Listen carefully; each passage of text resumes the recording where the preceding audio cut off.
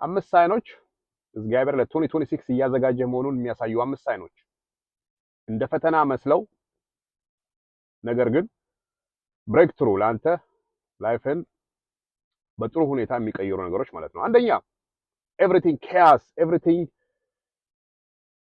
ፎሊንግ አፓርት ሁሉም የምትነካው ነገር የተበላሸ የሚመስልህ ይሄ እግዚአብሔር የድሮ የማይሰሩ ነገሮችን ዲስማንትል እያደረጋቸው ነው። ሙቪንግ አውት ኦፍ ዮር ዌይ ፕሪፔሪንግ ፎር ሳምቲንግ ቢገር። ሁለተኛ you feel like you're stuck. The more you push, the harder it gets.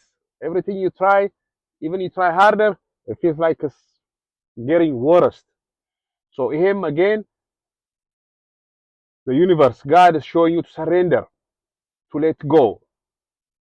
Because ሌላ አዲስ ነገር የተዘጋጀለ ስለሆነ የማይሰሩትን ነገሮች እንድትተዋቸው ኦፖርቹኒቲ እየተሰጠ ነው ማለት ነው ለዩኒቨርስ። ሶስተኛ የድሮ ፊክስ ያረካቸው የመሰሉ ቁስሎች እንደ አዲስ ብቅ ብቅ ማለት ይጀምራሉ።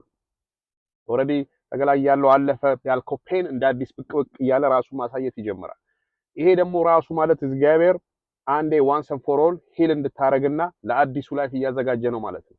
እስናት እንደ አዲስ እነዛ ፔኖች እየመጡ ነው ማለት አይደለም። አራተኛው you gonna lose people ጓደኛ፣ ሪሌሽንሺፕ፣ ቢዝነስ ፓርትነሮች፣ ሁሉ ነገሮች ሉዝ ማድረግ ትጀምራለህ። ይሄ ሎስ አይደለም። ይሄ የድሮ ማንነትህ እየጠፋ ነው ማለት ነው። አዲስ ወደ አዲስ ላይፍ እግዚአብሔር እያዘጋጀ ነው። አዲስ ፍሬንድሺፕ፣ አዲስ ሪሌሽንሺፕ፣ አዲስ ቢዝነስ ፓርትነርስ፣ አዲስ ቢዝነስ ኦፖርቹኒቲ እያዘጋጀልህ ነው ማለት ነው። እነዚህ የድሮዎቹ ማንነትህ እየጠፉ ነው ማለት ነው።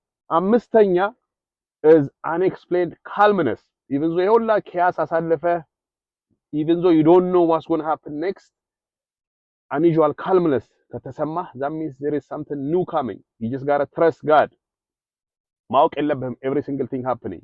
Once you know, you trust God and ask God እንዲያሳይህ wisdom እንዲያሳይህ the way everything will be provided for you። ትልቁ ቅዱሱ መጽሐፍ እንዳለው ማለት ነው።